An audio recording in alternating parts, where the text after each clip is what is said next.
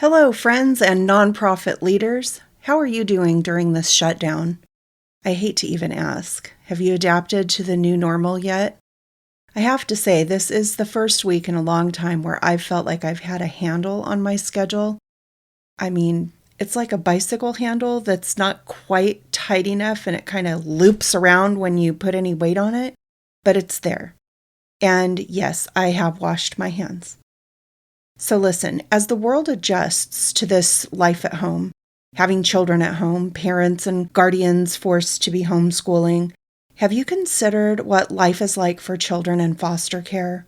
Or what about the little boy down the street who's being abused, but nobody knows because he's not going to school and the teacher that would normally report his bruises is also not going to school, and when she sees him online, she doesn't really see the bruises on his arms or legs? Have you thought about those kids? So my guest today works in this environment, advocating for children who are abused or in the foster care system. And when she told me that the reports had gone down like 72% in the last month, I was thrilled. And then when she explained why, I was in shock. Today I'm interviewing Shani Starr. She's the executive director of CASA of Marion County, Oregon.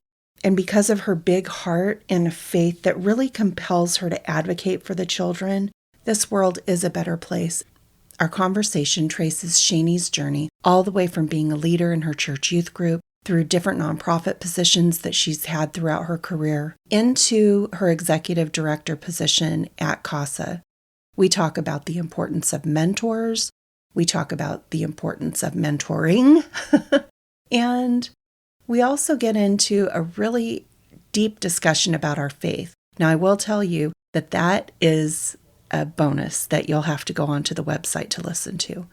Shani is one of the most passionate women I know, and I can't wait for you to meet her. Hey, have you ever wished you could hear some good news for a change? Well, I might have just what you've been hoping for. Welcome to Your Nonprofit Life, where we remove our rose-colored glasses and explore what leaders are actually doing to move their nonprofits from messy to thriving without burning out in the process. I'm Laura Zelke, Director of Member Experience for the Nonprofit Leadership Lab. Join me each week to explore the ups, downs, and whoopsie daisies of your nonprofit life. Let's get started. Welcome, Shani. It's so great to have you here on the podcast. I'm in North Carolina, and you're coming in from where? I'm in Salem, Oregon, which right now I swear is the tree pollen capital of the world. I don't know. I think we could probably rival that. I used to have a silver van, but now it is light green. Yes. So we're little sniffly and allergy-laden women here doing this podcast, but we shall overcome. Soldier on. Yeah, that's it. So Shani, why don't you tell us, I've already kind of given a brief introduction, but why don't you tell us a little bit about what your organization does and what your role is there? Sure. I serve as executive director for CASA of Marion County here in Oregon, and CASA stands for Court Appointed Special Advocates, and we recruit and train our community citizens to be advocates for children and youth who are in foster care due to abuse and neglect. That's a pretty heavy thing to be taking care of. So again, the CASA is Court Appointed Special Advocates. Special Advocate. And this is really something that anybody can do, right? I mean, you probably have to pass a background check, I would assume. Exactly. We recruit our community members who have a passion for serving kids and wanting to see them have the best possible outcome in life. We provide a pretty intensive training that gets to be about 35 hours in all total. Okay. And then there's multiple interviews throughout the process, pretty intensive background check and a child abuse registry check. So it's a pretty intensive process. Do they have to become certified or something like that? Yes. So the way we structure it in our program is from the time they submit their application or attend an orientation, really, we check their references. They go through their initial interview, the 35 hours of training. the post-training assessment test, the post-training interview. They've observed court hearings. We consider all of that really as more of a job interview, if you will, and an opportunity for us to assess whether or not we feel they would be a good fit. And then Sure. they are actually sworn in by our presiding juvenile judge of our circuit court here. So it's a pretty big deal. They have to take an oath and they're sworn in. Yeah. And after that, is there oversight, or are they just kind of on their own out there to do whatever? So we actually have a pretty significant list of standards and expectations from the National CASA Association that really gives guidance and sets standards for how our programs operate, to include staff supervision of our volunteers, which are essentially a type of case manager. So in our program, we have each of our advocate coordinators have a caseload of about 35 volunteers that they work side by side with the volunteers and walking through those cases and navigating all of the different complexities of the child welfare system. So are the volunteers the ones that have gone through the 35 hours of training and that type of thing? Or who are the volunteers? The volunteers do, but we also ask when we hire a staff person, they typically have a background in some type of social work and typically working with youth at in some capacity. But then we also put them through our own training program. Right. And then we ask them to also go through the same training that the volunteer goes through. So I'm just trying to imagine for those who are maybe in a different sector or unfamiliar with it. So as far as your organization goes, there's a national level and then there's regional. National is the one that has the standards that all of our programs. So they're like the oversight. They're like the oversight, right? Here in Oregon, we have a state association that we all belong to that really facilitates our unified voice to our legislature. Okay. And then our local programs all operate independently, but under the same set of standards. Okay. So how many staff do you have? Do you have a lot of staff, or is it just you, or how are you set up there in Salem? So we have 7 staff, 5 are full-time and 2 are part-time.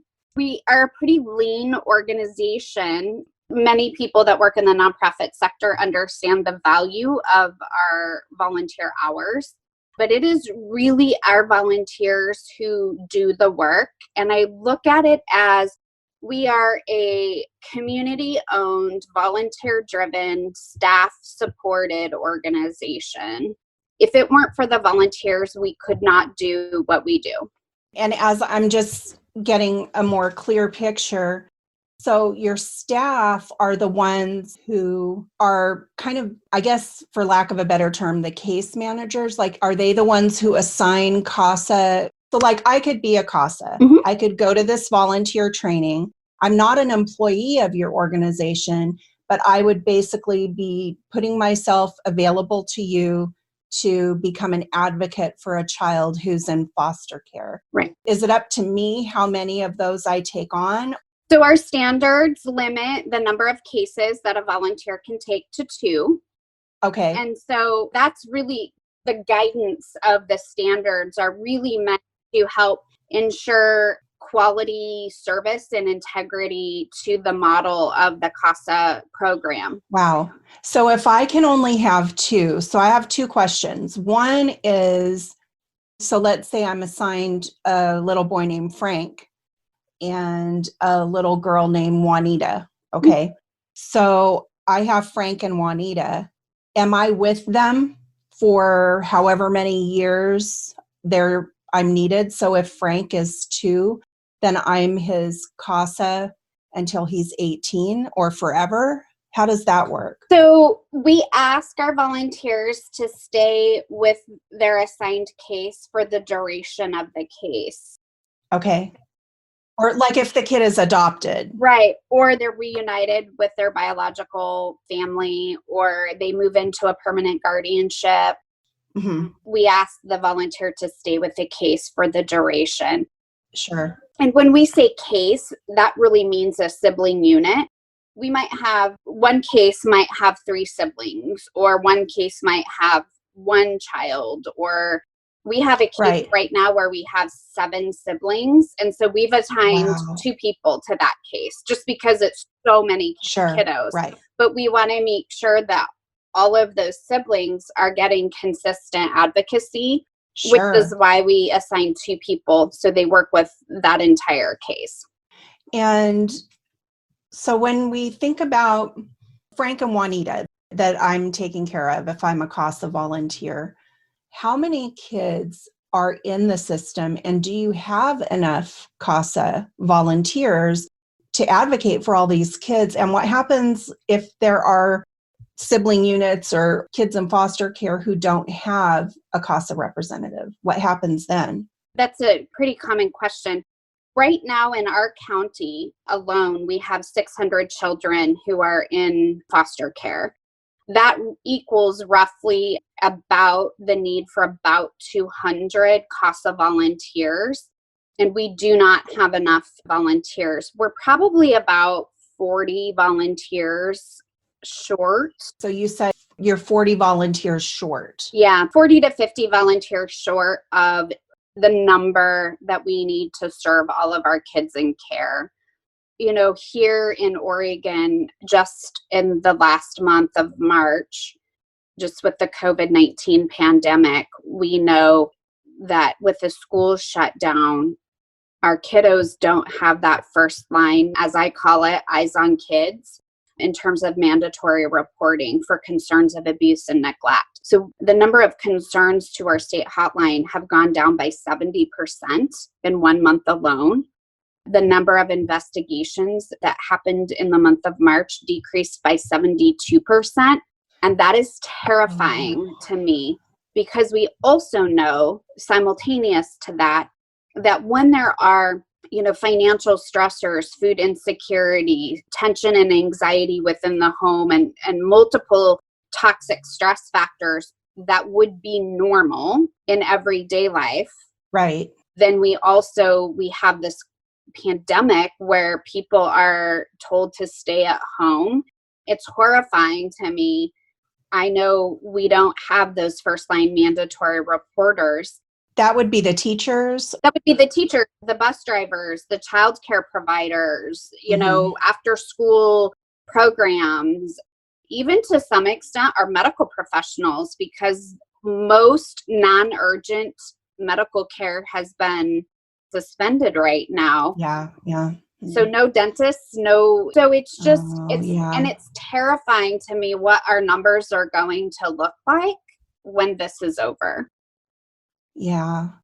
So I guess in a way, you're really relying on neighbors at this point to be that first line, which we're all in our homes and sheltering and staying away from each other. But I could see this as an urgent call to neighbors to just really keep an eye on the kids. Absolutely. And report anything that is difficult. So let me ask you this. You have all these volunteers who are your, what you said, eyes on kids. How are you doing that during COVID? Are they still able to go visit the families? I mean, do they keep distance, or how does that work? So they are armed with masks, and we ask, please do everything that we can to have an in-person, socially appropriate, distanced visit. If that looks like the kiddos in the front yard and the CASA's on the sidewalk, or the kiddos on the porch and the CASA's in the driveway, please just have those visits. We know that there are eyes on those kids right now. And then the concerns with COVID-19, we're finding that there are more than normal the number of barriers to our CASAs having those in-person eyes on visits. We're working through that with our local child welfare office. Is it the people at their home that are resistant to it? Yeah. So they can use excuses, right? They can use any kind of excuse to say, no, we can't do that because pandemic. Right. And that's not the norm. It's not every foster family, but it's come up more than I would have expected. So we're looking at, okay, what does it look like in that situation if we can't work through those barriers? What does it look like to do a video visit and a video chat? So it definitely changed our ability to do our work.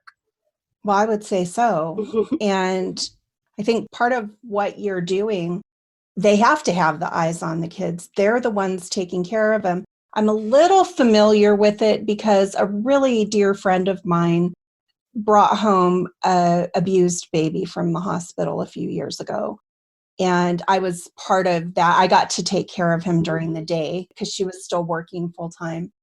And I remember the guardian ad litem, they call them gals. Is that also part of CASA? It is. It's dependent upon the state, which model they follow. So Okay. the National CASA Gal Association that oversees those, and then it's Okay. dependent upon the state. So like here in North Carolina, then they had a guardian ad Yep. litem. They had the gal that would be the advocate Exactly. for the baby. And I can't imagine not having eyes on kids that are still at home in some of these situations. I can't imagine that the reporting has gone down 72%. Is that what you said? I mean, that is crazy. It is. I've had my moments in my office at night after my staff go home where I've had my emotional breakdowns because of the concern and the lack of ability to get answers, the lack of how slow moving the system is. Yeah, it feels overwhelming. And yet we know that the social distancing is flattening the curve and all the things, but we want these kids to be safe. I mean, that's the thing. I would say my prayer time has become more intense and fervent, I think, since the pandemic and these changes, really just imploring and praying for the safety of our kids. Sure. It does feel on some levels like a spiritual battle, and you're in this system that's already broken, trying to fill in a gap that would not be filled if you weren't there. Right. So I could see that. I also have been praying a lot just for divine intervention to stop this thing and give wisdom to the leaders that are making the decisions. So let me ask you this.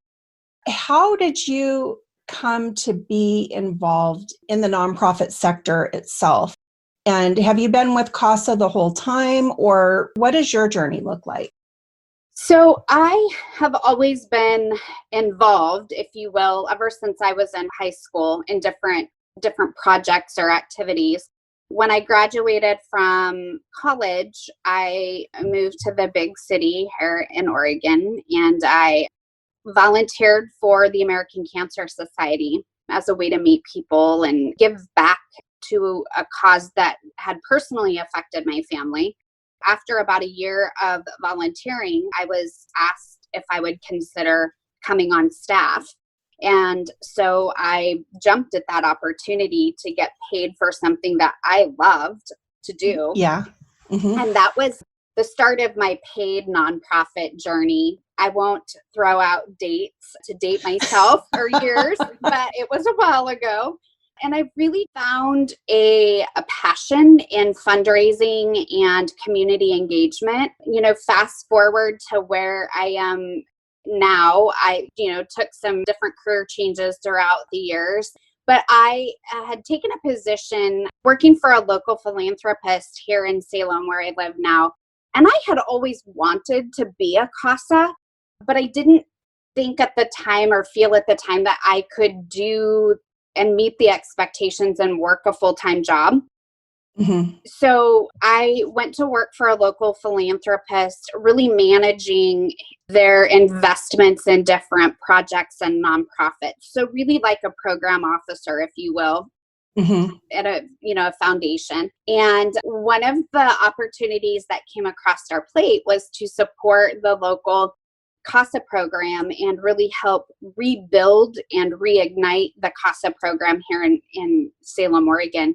And so we took on a small project for them, and it was amazingly successful. they found themselves going through a leadership transition. And so I considered applying for it. And I did, with his blessing, of course, and was successful in taking on the leadership role where I'm at now. He will tell anyone and everyone listening that I fired him. And so it has been an ongoing joke now for 4 years. I don't see it ending anytime soon. And he is still one of our, if not our biggest supporter and donor for our CASA program. So I guess there are times when it pays to fire someone, if you know. If you're firing the philanthropist that's going to keep supporting you. Yes. So I know you mentioned while you were sharing that you started at the American Cancer Society and you've ended, I don't want to say ended because I know that this is still part of the journey. Like we're all on this journey. But what are some of the other things that you've done? Like you don't have to list all of them, but I think it's helpful for people to know that a lot of times the nonprofit journey isn't just one and done or a couple things and then you're in it. Sometimes it takes a while to get to where you actually find yourself and want to plant. Sure. So I had a 4-year break in my nonprofit journey where I worked for a government entity. And that I can tell you reaffirmed to me that my passion lies in nonprofit work. So I have, with the American Cancer Society, I served as community development manager, which essentially was community engagement and fundraising. I did some work consulting with entities, nonprofits on different projects. And then I also spent 4 years as an executive director with another organization prior to CASA. So I've had some time in the seat. So you've been navigating your way through the sector. It sounds like you've made a lot of good connections with people and you've been in the area. Am I correct on that? That it's pretty much been in Oregon the whole time? Or were you ever out of the state? Nope, all in Oregon. All in Oregon. Yep. And I think that also makes a difference with your ability to really connect with the community if you've been there for a long time like that. And what I'm wondering is, have you had any challenges as far as in the position that you're in, or really even in one of the other ones that you've had to overcome as part of your own journey in leadership? You know, I think we can all have a book of lessons learned. Yeah. Probably the biggest one for me was, and I don't even know I would call it a lesson, but really gaining a deeper understanding of knowing that relationships are key and not just believing it, but having that true deep understanding of what that means. And then also, I think many of us, if we were to be asked, what are your weaknesses? We could list 10 of them, just boom, boom, boom, boom, boom.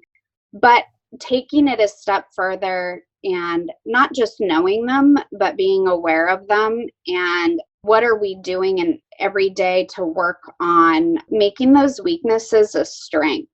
And by that, I mean, for example, for me, I did not realize, and I have probably learned it more so over the last 4 years, if people are asking questions and merely just for getting more information or developing a deeper understanding, I have a tendency to take almost a defensive approach to that and think that and feel, right, these committee members in my head are talking, you didn't do a good enough job, you're not good enough, you didn't do it right. And so really being aware of that and having to take a step back and not take that defensiveness of I did something wrong or I didn't do it well enough. Oh my gosh. I feel you so much on that. Let me ask you this. Have you looked at all into the Enneagram? Yes. Yeah. I just did that and I was reading and I was like, I need to remember what my number is. I did it a long time ago. I think I'm in one of the higher numbers. I want to say like 7 or 8. Okay. So, okay. I'll have to go back and look at that. Okay. Yeah. I'm a 1 and we have this very loud inner critic. And Scott and Joan can both tell you this. I would get the same way with them, in the Nonprofit Leadership Lab when I first started, just kind of like, why are you asking me that? Like, I get defensive, and what are you trying to say? And it was nothing. It was just information. But it is like one of those things where you have to be self-aware, know that you have these issues. And when you see yourself going down that path, to like stop yourself and rethink and rephrase too. You and I, we share the same faith, and a lot of that too is just leaning in and trusting that you're in the right space and you're doing what you're supposed to be doing, and having some comfort in that and knowing that you're not alone. That is hard. And in thinking about the relationship piece that you mentioned earlier, you said really understanding that relationships are key. And I'm wondering, what does that look like to you? Can you describe, how do you go from an acquaintance? What makes that relationship go deeper? How does it become a key relationship? I can think of two relationships that I have developed over my time in being in the nonprofit world. And they are older women who I really feel took me under their wing.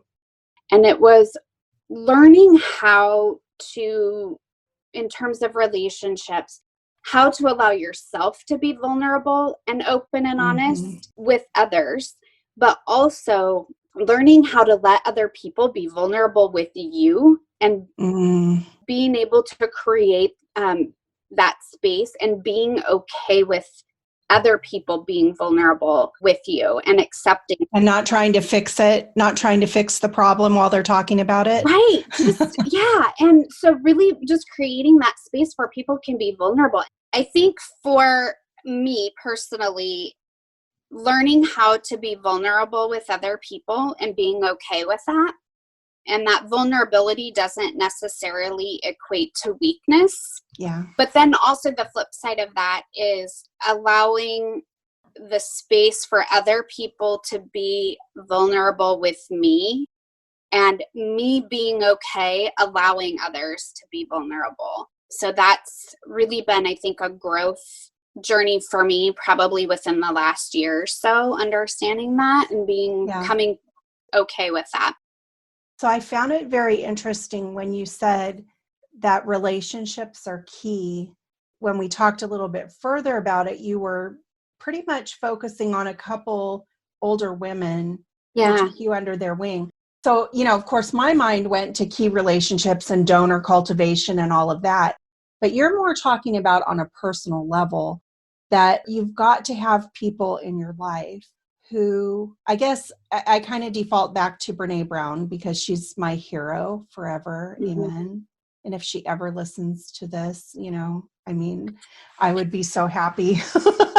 But I have a stack of Brene Brown stuff over here on my desk. I know, I do too. I have every book, all the audios, all the things. And she's my hero.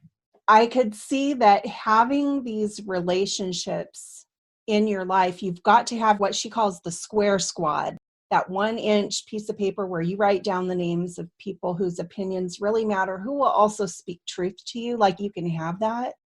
And we're both married. You're married, I'm married. A lot of people in the sector they're in significant relationships with others. It's not always that partner or spouse or lover or best friend even necessarily that are those people in your life. And so can I ask you this? How did you find those two women? Let's just focus on them. I don't need to know who they are, but what I'd like to know is, did you actually go seeking, because it's kind of like a mentor almost, a mentor relationship in that sense. How did you find them? It started for me, in a work project.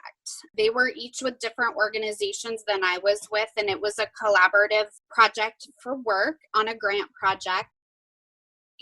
For me, I just really came to love them as mentors and really significant people in my life. And they spoke wisdom and encouragement and truth to me, and they still do to this day. They would be in my square squad of what they say or what they think. Even to this day is really important. One of them has retired, One of them I'm still blessed to get to work with almost on a daily basis in some regard on collaborative projects, but we still are in touch. And it's just been so fulfilling for me to know that I have those two women who are incredibly strong and wise on my team or on my side. Yeah.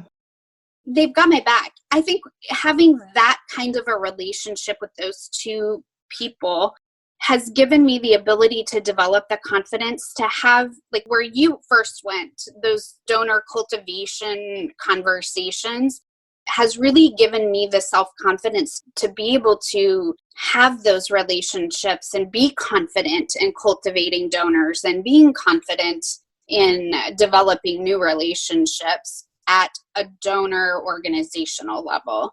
Mm-hmm. So it's really, yes, it's a personal relationship for me that's key, but that has fed into my ability to be confident in the work that I'm doing. Sure. I listened to a podcast, I want to say it was 4 years ago. It was before I started working in the nonprofit. Well, it was before the lab existed. And I was listening to one, and it was on empowering women. They were doing this whole series, and one of the episodes was about finding a mentor. And it's not always easy to find someone. I mean, I think it's lovely that you were able to connect with people that you were collaborating with. But I know a lot of people, maybe their organizations don't do collaboration, and how would they find someone? And the thing that I took away from it is that a lot of times it is really people that you just kind of have to look. You have to ask sometimes, would you be my mentor? Do you have time to have some kind of accountability going on? I think on some level, we do a little bit of that inside the lab too. I think I've seen relationships form. Sometimes maybe it's circumstantial, like what you were saying. You were doing a collaborative project. I think I see it happening in the lab where we're maybe doing a book club together, or we go through boot camp, or, whatever, like we connect. Maybe people are in the same sector. I can think of one right now. Relationship with Amy Bradley from Hesed Place, which is down here in North Carolina, and Vanessa Schmidt out in Austin, Texas. They both do similar trauma-informed work, and they've connected, and Amy's much further along in her organization than Vanessa is, and I can see that type of relationship.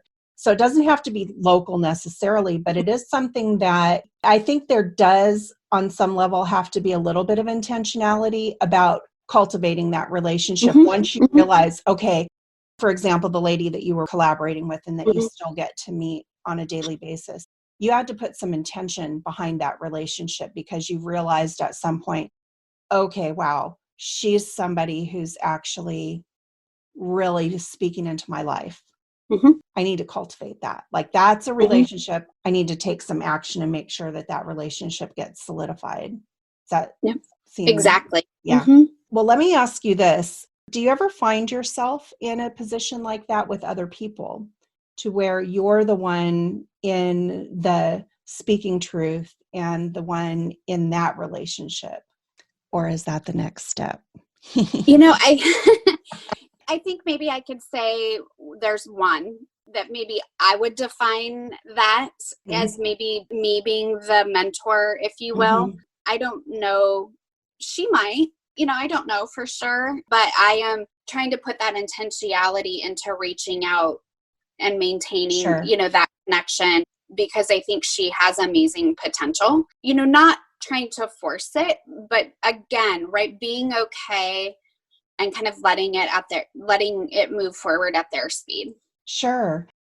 And having those opportunities where you're allowing her to be vulnerable with you and not feeling like you have to fix everything. Yeah, I can see that.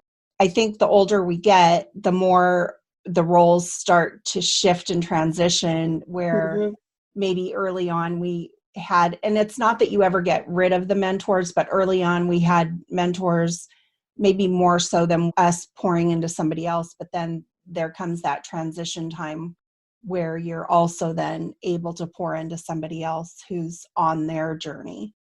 And it's exciting to see the potential. I just think even just sector wide, like, we need to be keeping our eyes out for people whose lives we can pour into, because the next generation is going to need to take it over and keep moving it forward, so that Right. we're, like I think we say in our intro, we're united by this desire to heal the world and to make it a better place and to have justice, and that kids would be safe and fed and clothed and feel like they're seen and cared for, which really is a lot of what you're doing at CASA. And as we continue to work our way through this pandemic and any other challenges that would come up, because that's just what keeps life interesting. It's just, and I think back, gosh, it's only been a couple months, but you think back to how things were just even in January here in the United States compared to what they are now. I don't think we're going to be going back to how things were. And so what is the future going to look like? And what are we going to do to create that future and have it be a more loving and just and respectful, boundaried, uplifting culture? Let me ask you this. With the Square Squad that we've been talking about, it sounds like that's more of a professional side of things where you met them, you're doing collaborative work. It's a lot oriented that way. What about personally? What keeps you going personally? I grew up in the church, and as a person of faith, I think really since I started this work with CASA, again, gained a deeper understanding of my faith and the role that my faith has played in my work over the last 4 years. I remember reading, verses that talked about the father of the fatherless and a father to the orphans. And before my work now, I would just read it. And now I understand that. And I understand the importance of having that faith. My shirt says faith over fear. And I really have had my emotional moments, don't get me wrong, in the last 4 years. And I have felt that I have at times been embroiled in a spiritual battle. But I have always felt this peace and this protection within the work that we're doing, and this steady guiding force as part of my life. And I was just recently asked. Hey, this is Laura, and I'm so sorry to interrupt our interview. We'll get right back to it. This is not a sponsorship or anything like that. It's just me letting you know that once Shani and I got talking about our faith, we kind of went off the rails. We're making our conversation available to you, but you need to go on the website to listen to it.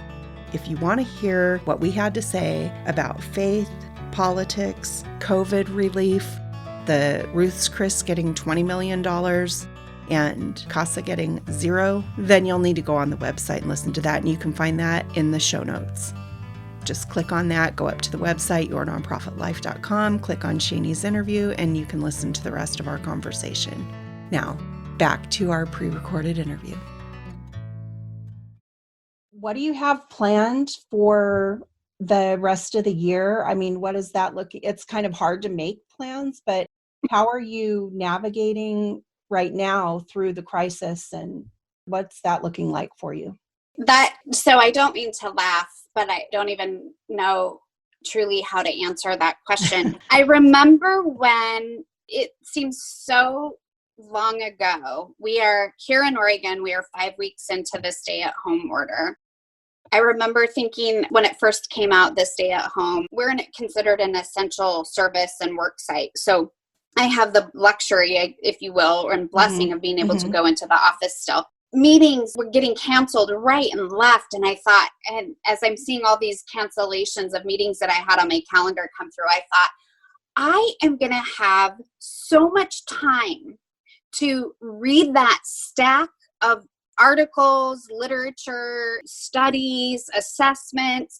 I'm going to get through that even bigger stack of filing that I put off to the side. I'm going to be able to write this plan and that plan. And I was so excited at all the time I was going to have on my hands. And I'm sitting here in my office thinking, my stack to file is twice as big. My stack to read is 3 times as big as it was when this. I have got none of that done.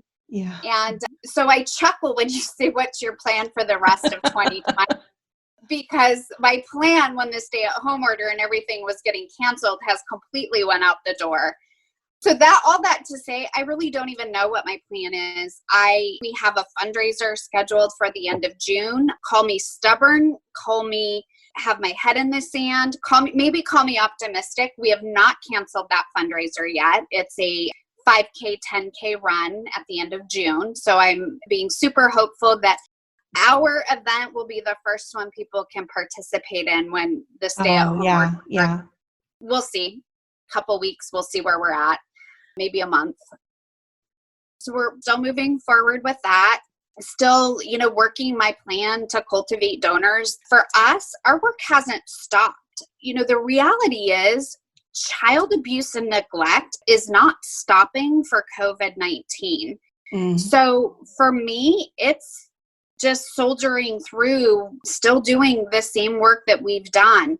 We have had to pivot a lot of our trainings to be over Zoom and virtual. And so a lot of work has went into changing the way we do our work. And then, we have our biggest fundraiser of the year in early December. So still just pushing forward, planning for that. I think that's probably been the biggest, it shouldn't be the biggest realization, but my mantra through this is our kids still need us. We still need to have eyes on kids. And sadly, child abuse and neglect is not stopping for COVID-19. So we must push through and keep doing what we do every day. Yeah, I remember when you and I were talking before we scheduled the interview that you had a righteous anger about this whole situation because everybody's talking about businesses or PPE and it's all very important, but nobody's talking about the kids. Yeah. And I remember that time and it still gets me emotional. We're changing that. We're changing that with this very podcast. We are bringing awareness up and. Yeah, it was a righteous anger because I couldn't get answers. And I remember that time. And frankly, I knew that the shelter in place order was coming, and then right after it came, the courts were changing and I still have that righteous anger. Yeah. And rightly so. If anybody's going to have it, it definitely makes sense that it's you and CASA in Salem. Share this podcast. I don't think I've ever said that before, but if you're listening and you've heard this, share it. Because this is really important and anyone who's listening could be a CASA. And now the training is online, right? I mean, within reason, of course, you can't be some criminal. Yeah. You can't be a criminal and do this, but for most people with a good heart and a good background, you can do this and really make a difference in the life of a child or sibling unit that is in need. So Shani, before I let you go, I would really love to give people a way to get in touch with you, particularly your organization, but then also I will say on the show notes page, I can put links to the national so that if they're not in Oregon, we have people who are listening to this from all over the world. And I know that this type of thing, it's not even necessarily United States only, correct? It is kind of a global, or is it just United States? So the National CASA Association really is focused on the United States and, our work here in this country. But for people who are listening, child abuse and neglect is not specific to our country. It happens all over. Right. Human trafficking, child trafficking, it happens all over our world. And so really, wherever you are, understanding the resources that are available for you to get involved and to help address abuse and neglect or child trafficking, human trafficking, really understanding what it is that's available to help make a difference and help stop these horrid situations. Well, I am very passionately anti-human trafficking. I have been for many, many years, ever since I first found out about it from a speech. I was teaching at a rural private Christian school in Fallon, Nevada, or we called it Fallon, America. And one of the young ladies that was in my class, they had to do speeches, and hers was on human trafficking.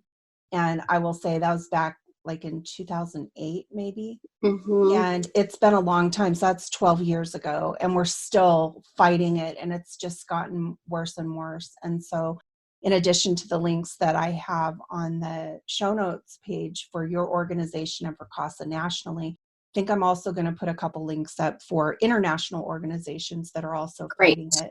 So that if there is someone who's maybe listening in Australia, or, I know we have members all over in Kenya and Uganda and Ethiopia, that they can also get in touch with one of the international organizations and see how they can get involved in their local communities as well. So I just want to thank you so much for the gift of your time today. This was third time's the charm for us this week, trying to get to a place where we could actually both be in the same place at the same time. So we finally did it. And I just want to thank you so much for sharing your story and sharing your heart for the children. And we'll just keep praying for these kids and praying that this pandemic ends and that we can find a way to stop it and a way to keep it from coming back. So yes. Yeah. Thank you again. And I will see you in the village. Sounds good. Thank you, Laura.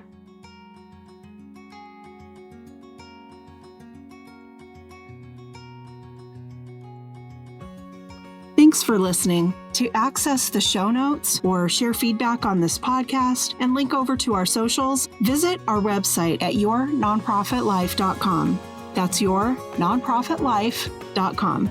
And hey, if you've enjoyed listening to this podcast, you're going to love The Village. It's our exclusive online community where we take what we're learning in the Nonprofit Leadership Lab and apply it. We take it to the next level with live Q&As, boot camps, online book clubs, and legit support from experts committed to helping you extend your nonprofit life. By the way, since we're just getting started, it would mean the world to us if you'd subscribe to the podcast and leave a great review on iTunes. The reviews will help us get the podcast in front of more people as we try to take the whole sector from messy to thriving.